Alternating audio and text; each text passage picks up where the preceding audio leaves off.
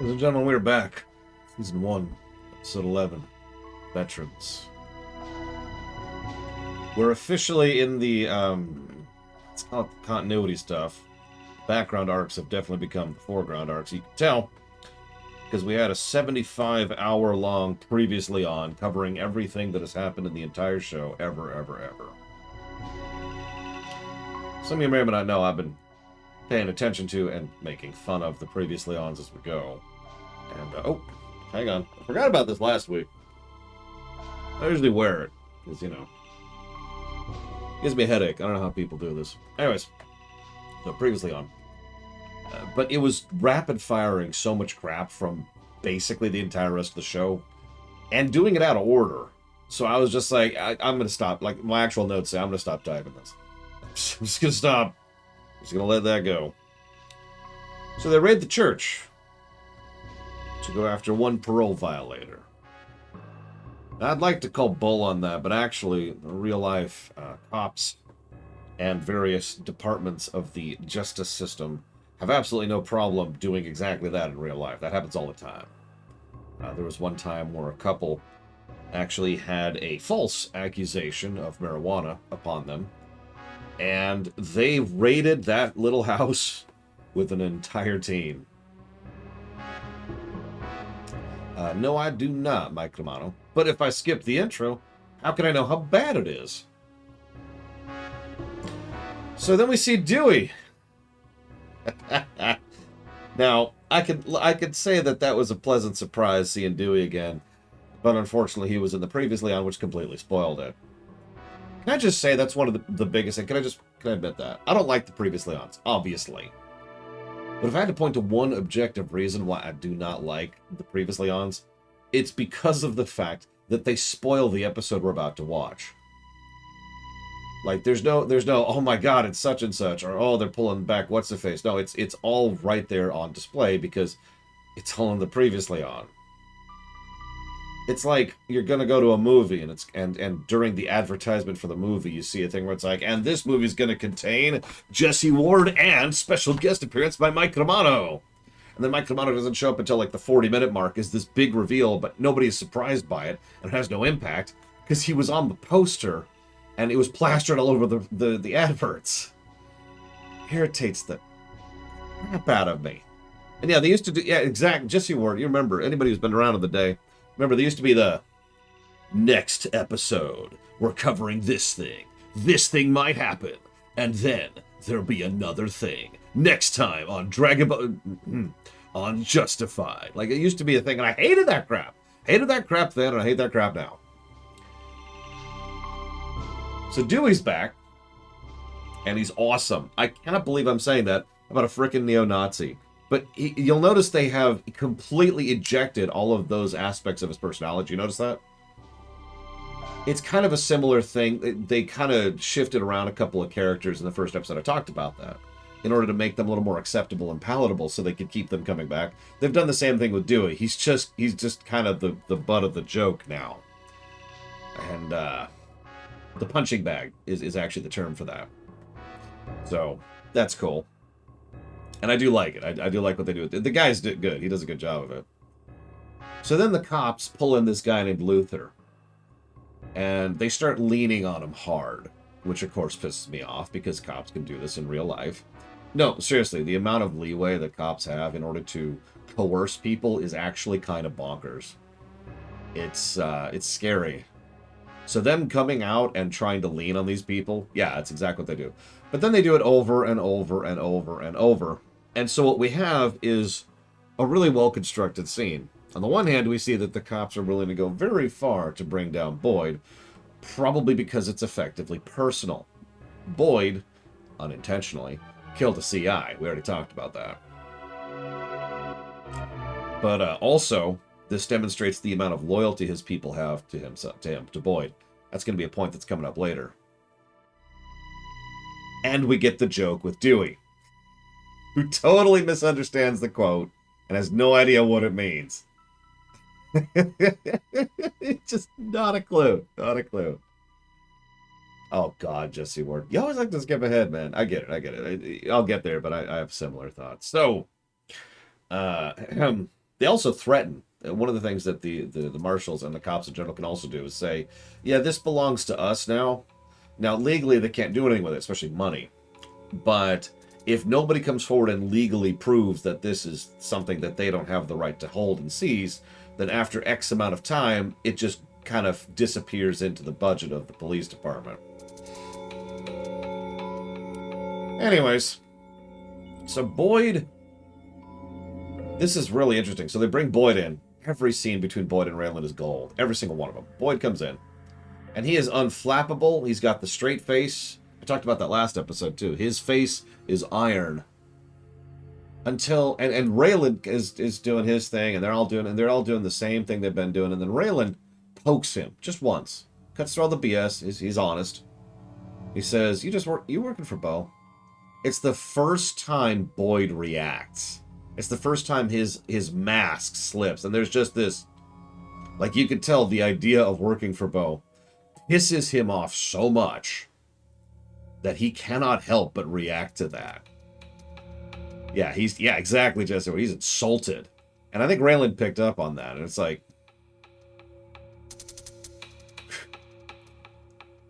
then,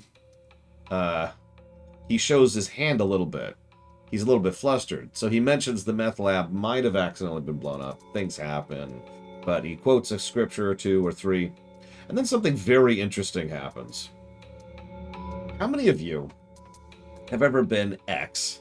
Doesn't matter what it is. And you've been pissed off at someone who pretends to be X and gives you and others like you a bad name. Now, we don't have to get into religion to talk about this, which is what they use in the episode. This could be about Star Trek. This could be about video games or board games or D&D or about sports. This could be about schooling, what state you're from, what family you're part of. There's all sorts of things. I absolutely have been in that category many times in my life. So I really like how Arthur, who hasn't said one word about being Christian the entire show, cannot help himself and gets so angry, slams a Bible on Boyd's hands to the point where it hurts him. The Kentucky cop has to get up and be like, hold up, dude. Start physically restraining him. He's like, no, I got this. Legitimately angry. That actually, that stuck with me. It says a lot, and it's an interesting bit of character for him. So then Winona shows up. I could do a literal frame by frame of this episode, of this scene. Excuse me. I could do it of the episode too. I'd take a minute, but I could do it of this scene where Winona's there to say thank you, and I lost a hair clip to Raylan. But it's just a perfect scene. It's just perfect. Winona is so flustered. And Raylan is just as flustered.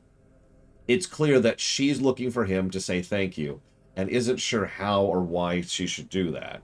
And Raylan has no idea how to process any of that. It's so bad he actually loses his position. He actually has to move outside. Oh, excuse me for someone who's there. Yeah, how many other hair clips of girls do you have over there? Which I thought that would be the moment where he would give away the Ava thing, but that actually happens later. Just beautiful scene. Perfect scene. Love it. Absolutely love it. I continue to like Winona as a character, and not just because she has amazing... I need to look up this actress's name. I'm going to look it up right now. Right now. Hang on. Sorry, 1 second. This woman is... Natalie Z, I think? Or is that Natalie Zaya? I mean, that's her. She also had a bit of a career takeoff after this. I knew that already. Anyway, she's gold here. And she has wonderful chemistry with Timothy Oliphant. So, love it. Moving on. Yes, Trihexia. I was. Thank you for asking. I talked about it yesterday. Things are cool for the moment, maybe.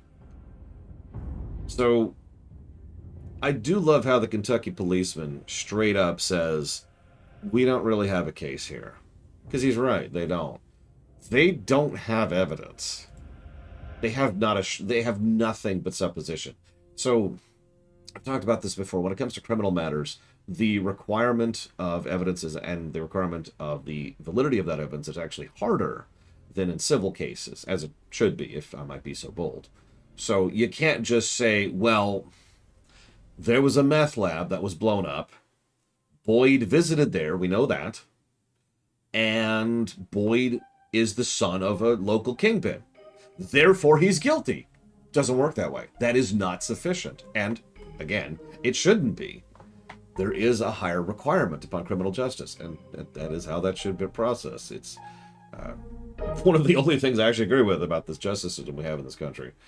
So, they don't have a case. The Kentucky guy's like, yeah, we don't have a case. So, what do we do? Well, what we can do is we can lean on Bo. Because they all assume Boyd's working for Bo. Which I find vaguely amusing considering how extraordinarily untrue that is. But anyways, so they decided, okay, we're going to lean on Bo. And let's be honest, they probably have a reason to lean on Bo. I mean, he gets 2 people killed and tries to kill 2 more in this very episode, so... Anyways. So. Mickey goes back to Bo. Okay. And this is where I start to have a thought. I'm going to come back to this, but I want you to look at this scene, look at Bo in this cheap little Chinese, closet diner. And just think about that for a second. What, Bo, Jesse Ward? It's funny you say that, because I got some thoughts on that in this very episode, too. But again, I'll come back to that. So, then we cut down to Hunter. Is it bad that despite being such a damned sociopath, I actually still like Hunter? I think it's the actor. Because he's just... He comes in, I love the bit, he looks in, and he's not even subtle about it, it's just... What, you sick? No, I love staying here. This is fantastic. What do you want, Raylan? Well, you see, I want information on Bo. Now, you notice Hunter, who probably shouldn't say a damn thing, especially about an unrelated case, especially without his lawyer present, just spills everything. And it makes perfect sense why. After all, there's 2 things at play here. First, we know he is rather anti-Crowder. He had a vendetta. We established that. That was pretty much his modus operandi, or not his modus, sorry, not his modus operandi. His raison d'etre. The reason why he did all this crap. I know I pronounced it wrong, I'm sorry. The reason he did all this crap, his start of vengeance, was to bring that. So he just lays everything out about Bo. Just all over the face, everything he knows. He also mentions that Bo, everyone thinks that Boyd is enforcing for Bo. So that's cute. But the second thing I want to talk about is something you've probably heard of. Now, this is controversial, but I don't give a damn. So, it's the most common modern phrase for this is called NIMBY. I'm not going to define that just yet, for reasons that'll be apparent in a minute, because there's a real scientific term for them. It's called moral universalism. This is something that's actually been studied rather extensively, and I myself have a personal interest in, and so I've actually been following real research papers about this very concept. Moral universalism has nothing to do with how trusting or altruistic you are as a person, despite the name. Instead, it has to do with the degree of how much distance, social distance to be more specific, has to do with your relative level of altruism and trust. In other words, most people, statistically speaking, are actually leaning towards being altruistic and trusted. I know that sounds like a strange statement, but there's a lot of evidence and research to back that up. Most people actually have a degree of altruism about them, and a degree of trust about them, a degree of morality about them. Most people are cool. It's just the range varies. That's why it's a slope. It's a gradient. Because most people tend to be cool with immediate friends, sometimes coworkers, sometimes it's immediate family, sometimes it's your neighborhood, sometimes it's your county, sometimes it's your skin color, sometimes it's the state you live in, or the country you live in, the religion you belong to. It's normal, right? That's the thing. That slope is interesting because the more you are outside of that particular range, that social distance, the less likely people are to actually maintain a degree of moral universalism. Sense make? If this sounds, you're probably thinking, why the hell is this controversial? Let's just say that I just described the reason why politics is usually defined as left versus right in one simple sentence. So, this also affects economic matters quite a bit as well, as you might imagine. Now, the reason I'm bringing all this up is Hunter has very clearly a degree of further up the line as far as the range that his social distance matters. He says this outright. Raylan's like, you were working for Mafia drug runners. And his response is, yeah, they went through Harlan, not to Harlan. For those of you who don't know what NIMBY stands for, it stands for, not in my backyard. I don't care what happens over there, as long as it doesn't affect me and mine. So, this explains a huge amount of Hunter's mentality and why he is so willing to come down so hard on Bo, the other big reason. It's not just revenge, this is his backyard. He doesn't want Bo in his backyard. He wants him gone. He wants his drugs gone. He wants all the criminals and death and crap that came along with it gone. And he hints, wonderful exposition. This show always does exposition so well. He hints at how much crap he was willing to put up with to get this garbage out of his backyard. I wonder if we'll see Hunter again. Don't tell me. I don't want to know. I just wonder. Because that is an interesting mentality and gives him essentially an automatic hook. An automatic character investment in what's going on. Hi, Zach Taft. So,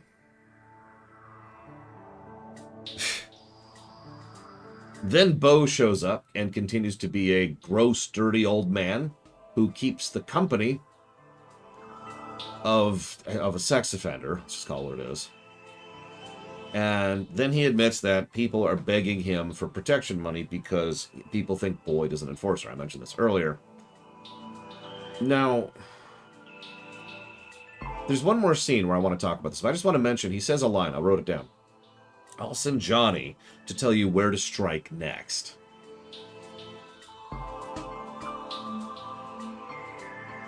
Coming back to that. So Mueller, the chief, Artie, he reaches out to Helen, and Raylan's there too. Raylan's just quiet, because you could tell, again, wonderful praise to Tim the Elephant, you can tell he just really doesn't want to have anything to do with any of this. And so Helen just kind of walks around Artie several times. And Artie continues to try the affable, friendly approach. Yeah, I like that. Stringing up the snails as a warning. Others say, they don't seem to care. Artie continues to try that approach. It continues to not work. And it's a shame because he mentions it works 7 times out of 10. And honestly, I feel like most of the time off camera, his affable and friendly approach probably does work.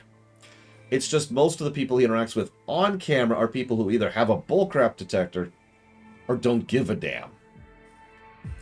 So then Raylan's like, okay, look. And Raylan just cuts through everything, as usual. Just absolutely cuts through it all. And it works, as it usually does. People who play straight and play it honest tend to connect with people. I've said that before. Then we cut to Bo and the 2 meth heads. These are the 2, in case you didn't catch it, these are the 2 who were cooking that their place got blown up last time. The people Boyd left alive. So they get shot in the back of the head. This is a terrible way to kill someone. I just wanted to complain about that, but I'm actually mentioning it on purpose. So we're up to point 3 now, okay? We had the meeting in the diner. We had Bo going to visit his son in the woods. Then we have him getting these 2 meth heads killed in one of the worst and stupidest ways possible, in a way that guarantees evidence. In fact, I'm going to spit on the Kentucky police for not picking up on how ridiculously obvious what happened was. Moving on. See, I don't think Boyd did it, because they're stupid. But then we cut to Raylan and Artie are trying to get into this vet's office, the VCW or whatever. I forget what it is, but it's a real place. It's a place that's for vets by vets.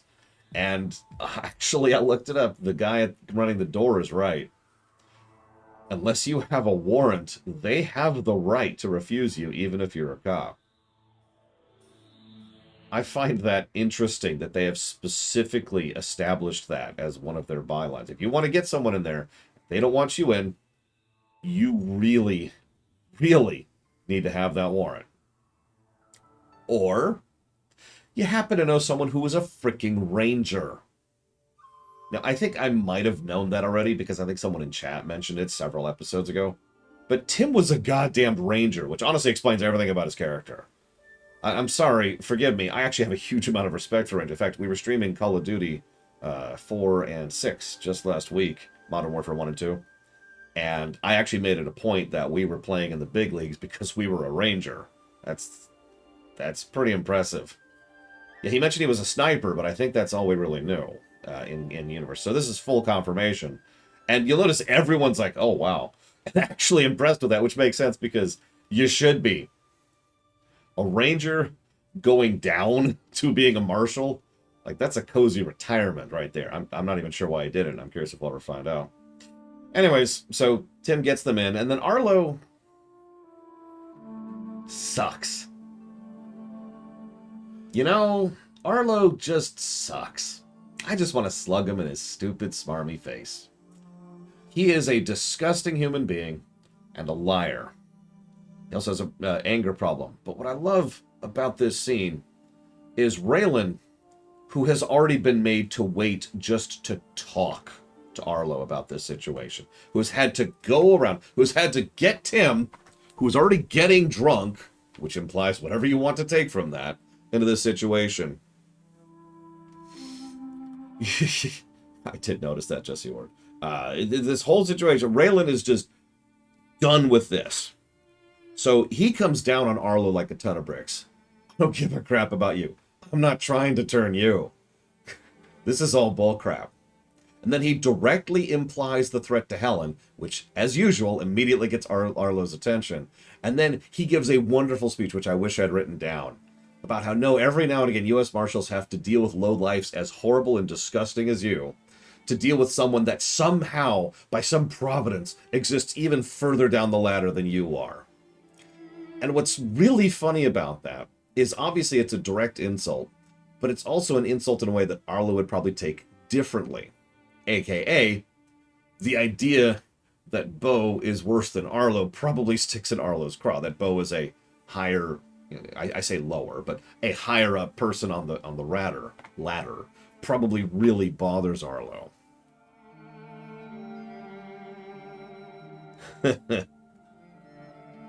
So they go out, they get the message, and now we find out, oh my god, the two meth heads have been killed. Clearly, Boyd is killing. Cut to Helen in the kitchen with a gun. Now, do not answer this question, but I'm going to tell you right now, I'm going to tell you this is true. Without spoiling, I don't know what the next several episodes hold, and I don't care.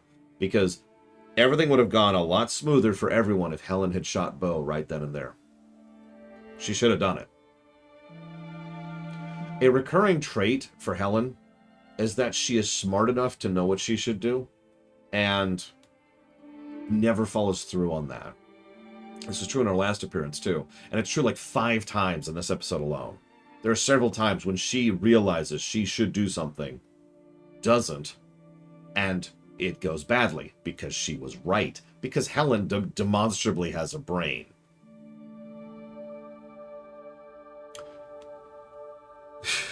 Yeah, exactly, Jesse Ward. Point made. She also knows what the smoking's doing to her and smokes, and chain smokes, almost every scene she's in. No offense to smokers, I'm just saying it's demonstrable of the type of personality she has. She does not care or does not have the oomph to follow through on what her brain tells her. So then Bo comes in, and now we're finally going to talk about Bo. I had this feeling the very first time I saw him in this episode, in the shop where he was trying to collect protection money. Remember that? But Bo is a nobody. He's small time. He is a gross, perverted, rude, unintelligent old man. And you're probably thinking, Well, but he's the local mafia don. Yeah. Yeah, those aren't mutually exclusive. This episode makes it very clear that Bo either has lost the spark, possible, he's been in the, the pin for quite a while, or he never had it. He constantly tries to portray himself like a mafia don. He tries to come hard. He tries to present the wall. And he fails every time he does it. The only reason he succeeds with the kids in the China thing, when they're in the Chinese place, I don't know why I call it China, in the Chinese restaurant, when they're coming for protection. Oh, absolutely, Jesse Ward. He's the kind of person who would wear a cape if he thought it would work. Because he's a poser, is what he actually is. He's just enough of a good liar and a bully to be able to convince enough other people to follow through on him. But he's nobody. And he doesn't know what he's doing. So the only reason the people were willing to pay him money is because what Boyd was doing. They, like, this whole scene, I love the scene. He's trying to do this whole frickin' Don Corleone thing. And you could tell he just doesn't know how to actually do that. He's just imitating. Like a child who watched a movie. And so he's just... No, I agree, Jesse Ward. I'm actually with you completely. This is why I wanted to talk about this later. Because Bo is a great first act villain. He is small time, thinks he's big time, and is just well positioned enough to cause some real problems, both personally and on a decently large scale. He also has a personal connection to basically every single one of the major characters. So that's cool. I'd say the only one he doesn't have a direct connection to anybody is Winona, and that's if we're calling her a major character, which at this point I think we could. She keeps showing up, but you get my point. I think one of the directors or producers noticed the chemistry between, I forgot her name already. Let's just get it up. Between Natalie Zia.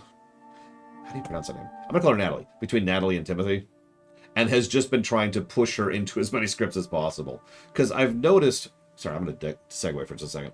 I've noticed that a lot of this show is actually backloaded rather than front-loaded, as most shows are. But we're now at the point where a lot of that backloading has started to come to fruition, right? They found themselves, they figured out which characters work, they figured out how to present which characters in what light, and they know which story arcs they want to push forwards on. And they've been doing it, and it's been pretty good. And by pretty good, I mean holy crap. Anyway, so, Bo. Second scene we see is him trying to usurp control over his son. He fails at this so hard that it's actually hysterical. Like, it's kind of like someone trying to be like, I'm big and impressive. And the other just person is like, okay. And you could tell Bo doesn't know what to do about that. You can tell when someone actually deserves that kind of respect, when they really are that kind of a kingpin, whether criminal or otherwise, because they won't be flustered or flummoxed when someone refuses to give them respect. So... he is flummoxed and flustered. When Boyd just kind of bounces off of him. Yeah, okay, whatever. Funny, Daddy, I was going to say the same thing about you. Well, I'm going to put this money here. I'll send Johnny by to tell you where to go next. And notice that. It's kind of a presumption of control without actually having control, which is a very common tactic, trying to establish yourself as someone who's in charge. Oh, I'll let you know what to do next. Kind of a passive-aggressive thing, which someone who's actually in charge doesn't do because they don't have to. They're in charge. Yeah, I love this, by the way. This is great. Let's be very clear. Bo Crowder is absolutely a Krennic. He is to a T. Just word for the textbook demonstration of a thing. Because then we get to the third and final... Well, actually, the third scene is him killing the two. But the fourth and final scene is when he shows up at Arlo's house. Arlo invites him over. The two try to be affable for a second. Arlo, the ex-military, comes off hard the entire meeting. He's polite, but his tone and his body language make it very clear, this is not good. This is not going to go good. This is just me telling you how it is. And that's how he's portrayed the entire time. Bo, by contrast, tries to do that thing where he's the affable mafia don. It's fine, I got this. I'm making a joke here, Arlo.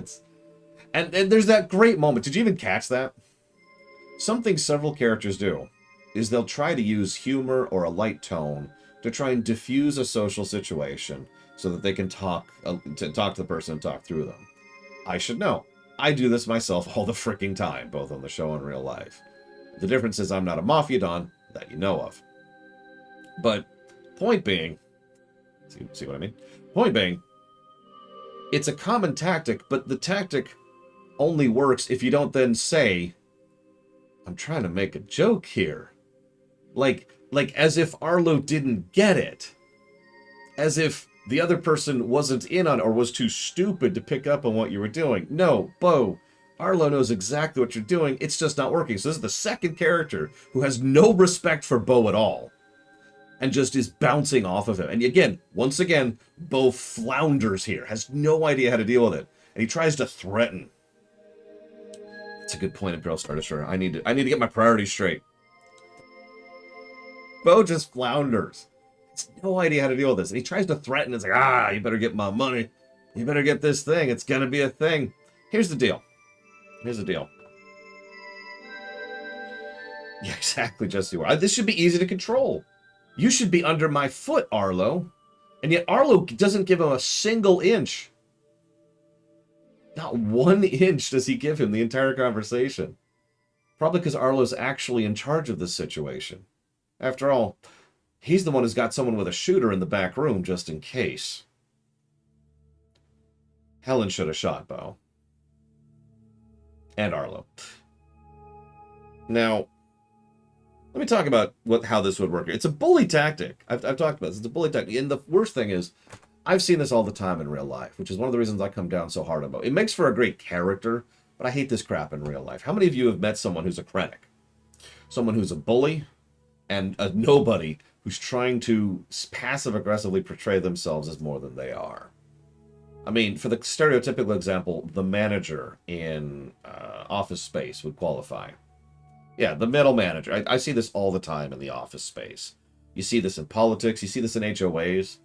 You see this amongst criminal organizations. This is true historically. A lot of political leaders. I've seen this in the military. This is ridiculous. I see it all the damn time, and it's like, yeah, okay. He has this line. Several of the Harlan ladies showed up with a care package when I got out. I was waiting for Helen to show up in kind. Now, a real kingpin wouldn't even say that. A real kingpin would show up and sit there and smile. Because they know the other person knows they didn't give the proper offering. Because a real kingpin knows they are due that offering, but they don't have to emphasize it. Because it's true. Bo doesn't need that offering. In fact, actually, I wouldn't be surprised if he's making this up. He didn't get any offerings.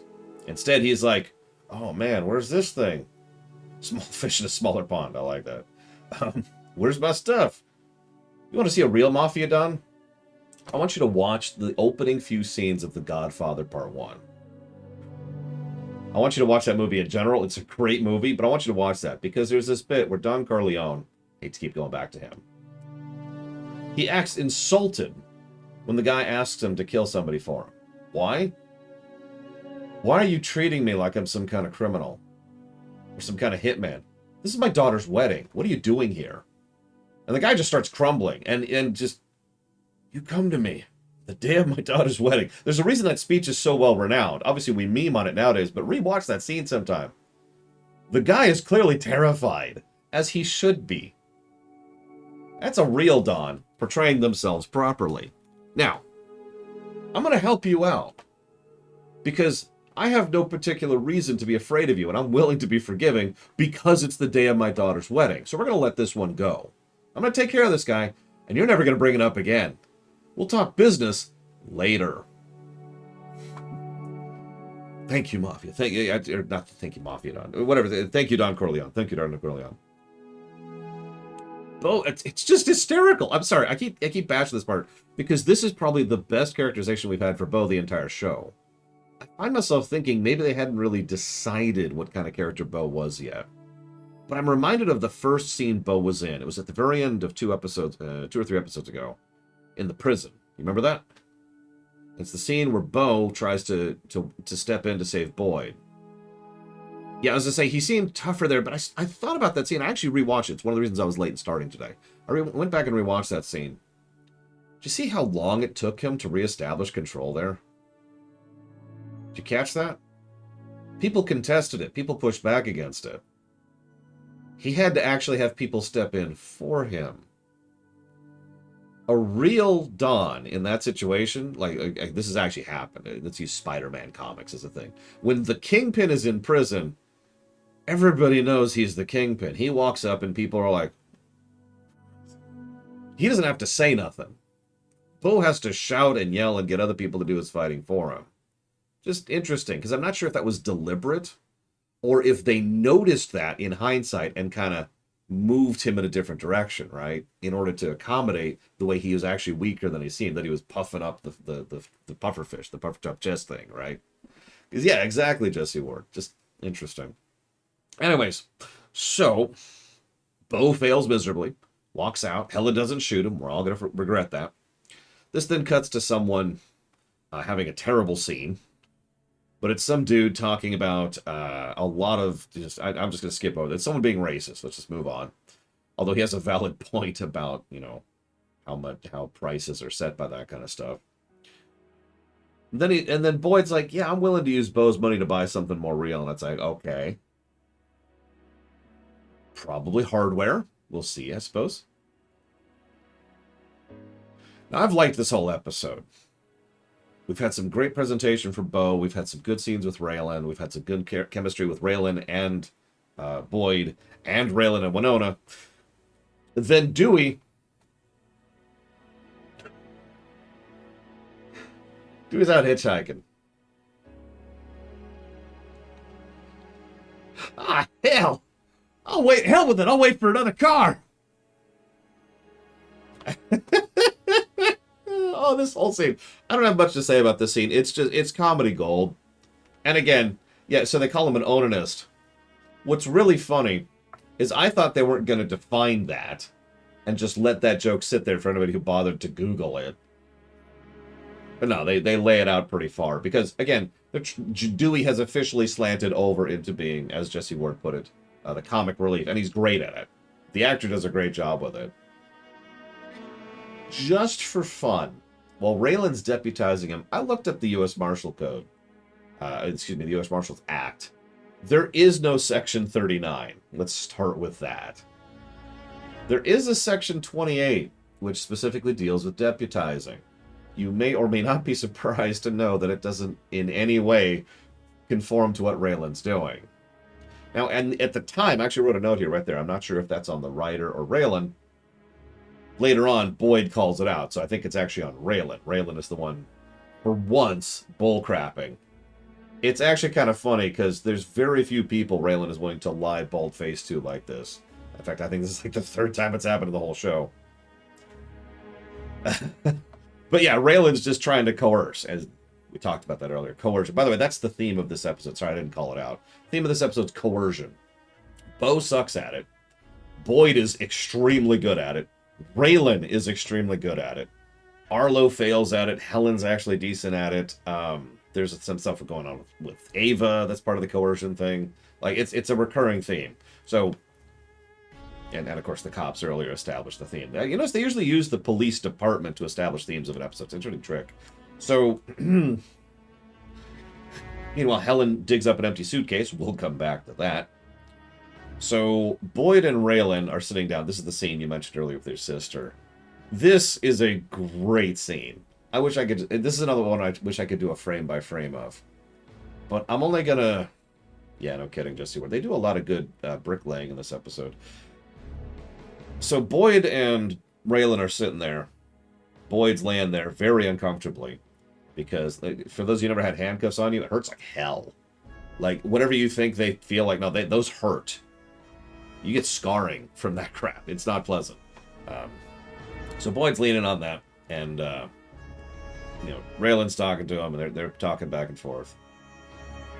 What I like most about this scene, other than the fact that the two, as usual, act so beautifully off of each other, is that there's two bits where one man says something that catches the other.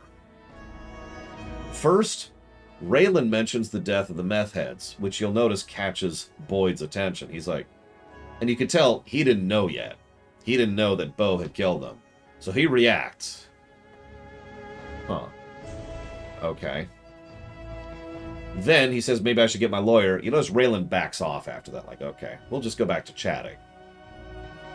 But then Boyd mentions Bowman being involved with Arlo and Bo. And Raylan reacts. And there's this wonderful bit, oh yeah, from Ava? He's probably just saying it to mess with you. And Raylan's response is, yeah, probably. Doesn't believe it for a second. It's so clear. It's so clear. He doesn't believe it for 1 millisecond. Then we see Boyd. This is probably the first time we've seen the level of Boyd's intellect on display. So Boyd... Okay, we gotta go. 1, 2, 3. 1, 2, 3. Let's go, let's go. And they quickly move aside the thing, pull aside this coffin, this tomb, and let up the guy. He had a tube to make sure he still had oxygen down there, which, for those of you not aware, will not last forever. It will not supply the necessary air back and forth, because you need to have a flow there, right? It's just, it elongates the timer, essentially. And he couldn't hear anything down there, which is probably exactly right. He also had a gun in hand, ready to go. This is Bobby, by the way. That's going to be important in a minute. That's important. But he also does two things here. He makes it very... Exactly, Jesse Ward. He makes a couple things very, very clear here. First, he honestly does care about his people. Now, I mentioned that. I mentioned coercion. Boyd was able to get this guy to get into a coffin and be buried alive with a tube and a gun for an undetermined amount of time by asking him. Now, I'm not saying Boyd is a Mafia Don, but that's a Mafia Don. I keep using that term. I don't mean Mafia Don, not really. It's just we're talking about a show that deals with criminals. That's someone who is in charge. That's someone who is not a Krennic. That's someone who is actually a big fish. So Boyd manages that. He's got that charisma. He's definitely a cult leader, but he's got that charisma to be able to convince something to do something like that and to stick with it. And then he says, I need you to do something else for me. Come back to that, of course. So then we cut over to Ava. Now, I've not liked Ava in pretty much every scene other than her very first scene of this entire show. And I've never been quiet about that. I don't think it's the actress's fault. I don't like the character. But then this scene happens. And I think this is officially the scene where I now hate this character. Last episode was bad enough when she threw a temper tantrum like a child. She's in a bar, getting drunk, trying to pick someone up. And she knows who, what was his name? I wrote it down. Hessler, who was the guy that Boyd showed special derision for earlier, the guy who's the sex offender. It's like, yeah, no, he'll pick me up, he'll come near me. And Raylan's like, no. And she's like, no, it's cool, I'm gonna do this. And she is so obstinate, so frustrated. She actually tries to flirt with Raylan in this moment, which is even more frustrating. He is here because someone that he knows and probably cares about is legitimately in danger, and he needs to talk to her about a situation that is getting quickly out of hand. You'll notice things are escalating, by the way. If you paid attention to that, ever since the explosion in the previous episode, things have been slowly escalating. I have a feeling that's going to keep going until the final episode, because that's what I would do if I was deciding this. So, things are spiraling. He needs to protect this woman, and she's being a brat. And really stupid. Like, aggressively stupid. Like, this is a Darwin Award winner right here. So then it does give us a great bit, though. Because he says, if you are coming with me out of here, if I have to handcuff you. So it cuts to him waiting in the car. Winona steps in the car. She looks back in the back thing. Ava's back there, handcuffed, asleep.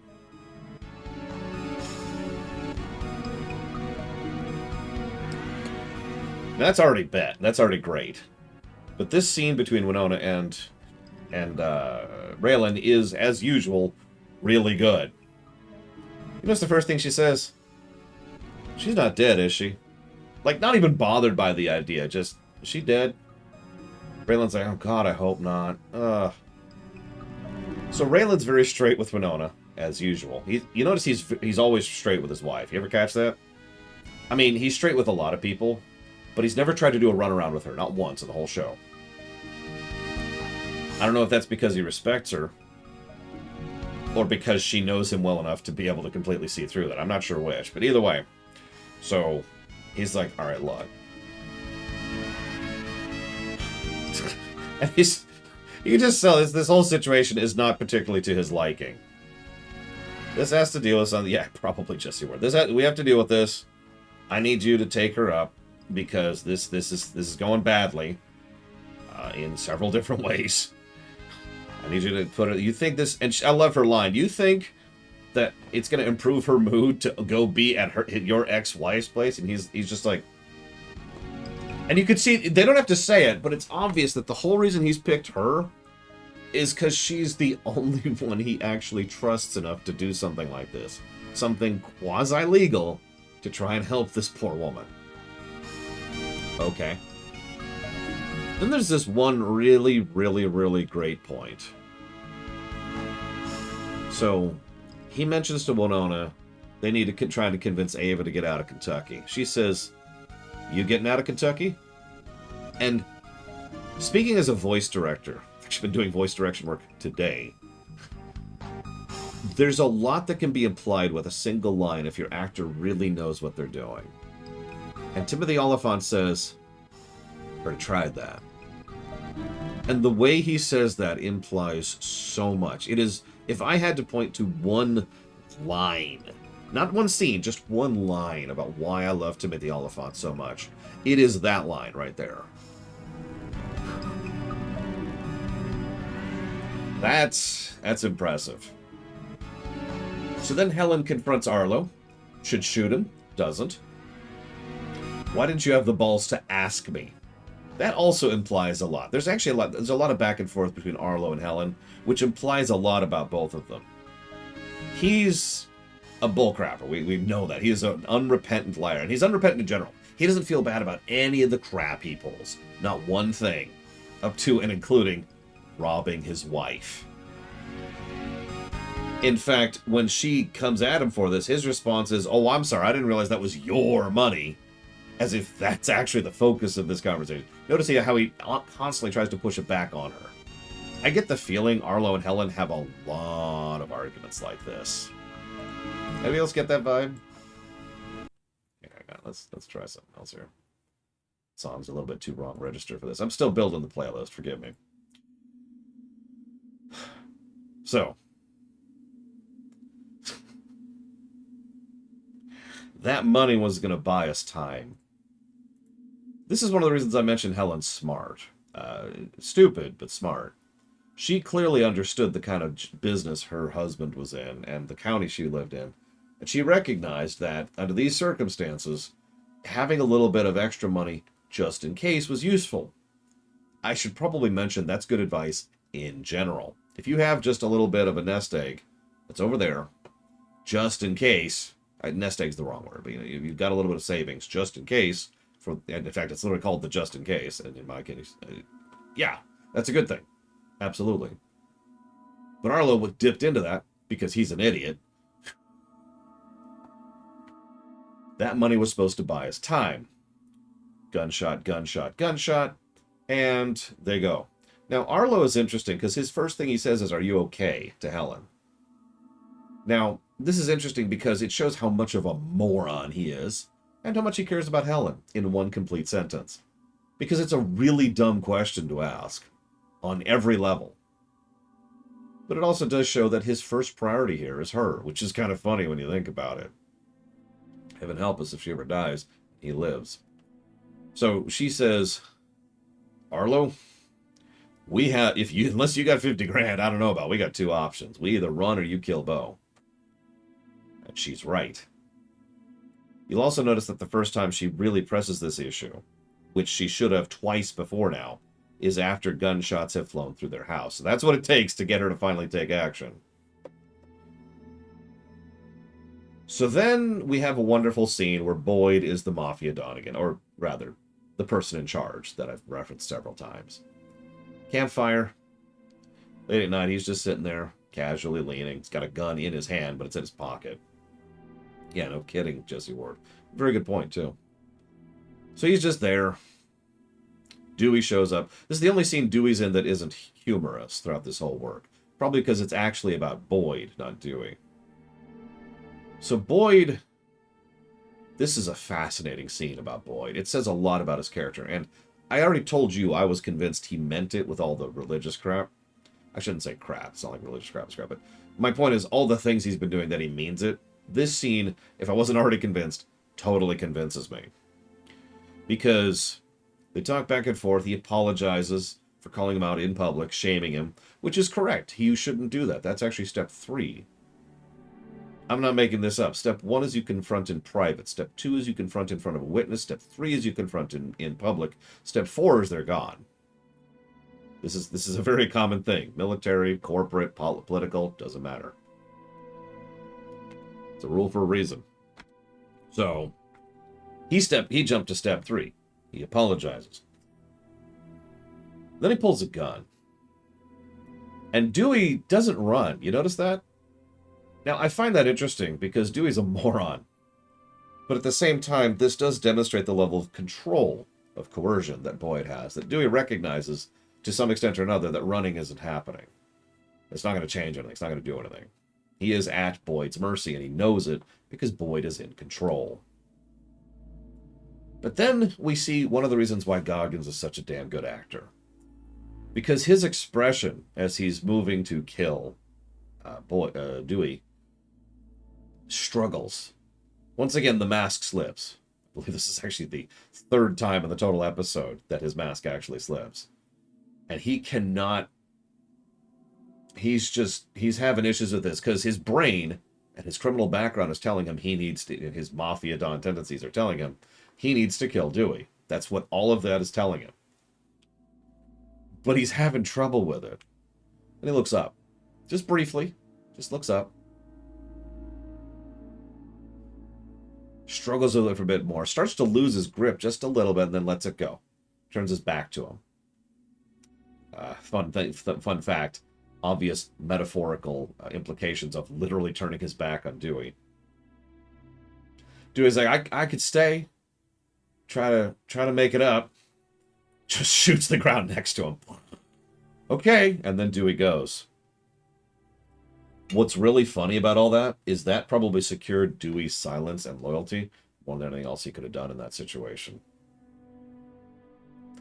You can't just let something like that go unpunished, right? You can't. There do have to be some kind of consequences. But just killing him isn't going to really resolve anything. In fact, it's actually going to chip away at your own power base. Now, I know that's not why he did it. He did it because... You know, he is actually trying to religiously convert. He did it because he doesn't want to shoot a man. He did it because he has not actually killed anybody deliberately since he got out. So he's just like, on this whole thing. But Dewey is going to remember that meeting probably for the rest of his life.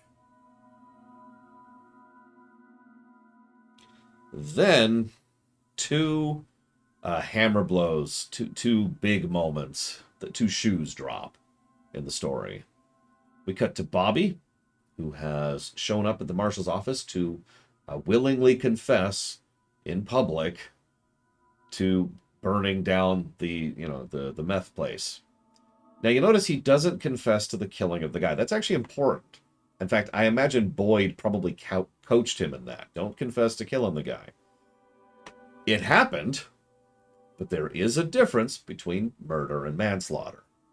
So you confess to burning down the meth house that you have a previous history with, that you wanted to burn it down and screw them.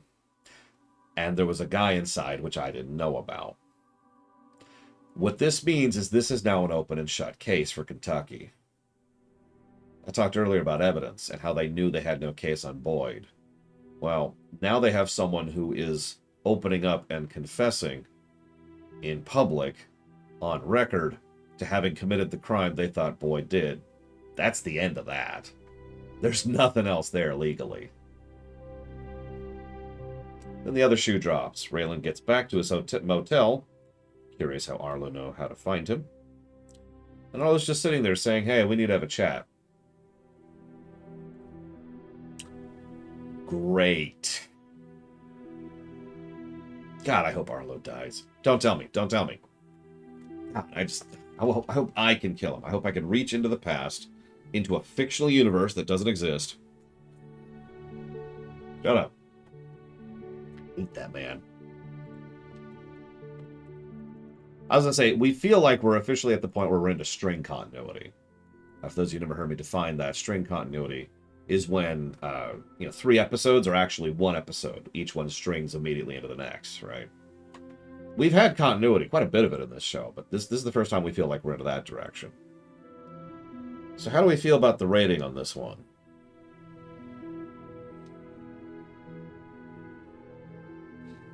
All 2 of you. I noticed not a lot of people are showing up for this, which really sucks because I'm hoping we'll get more attention once these start going live on YouTube, which will happen after we're done covering the show. So that should be funny. Oh, I can't wait to see the next episode. Yeah, we did that 2 months ago. Oh. If you're watching this on YouTube, hi. Probably about 2.5 months from now. I know several people are looking forward to Arcane, so that'll be whatever. And then we'll do some rearranging. Yeah, so you know what I hate most about this show?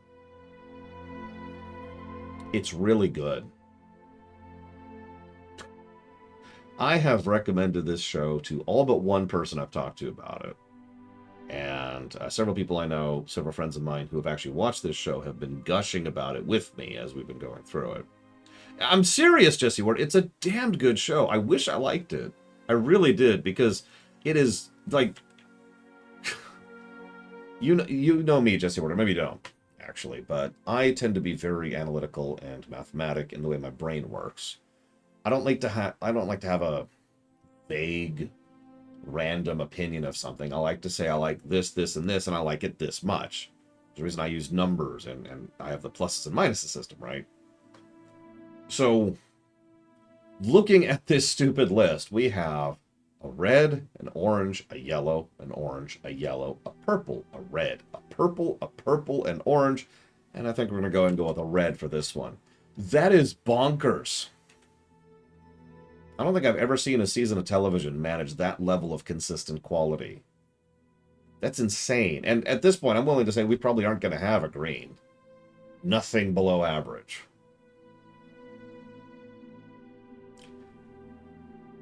Monday, we'll be back with more Crusader Kings 3. And a week from today, what's the next episode? A week to today, we'll be covering an episode called, oh, that should be good, Fathers and Sons.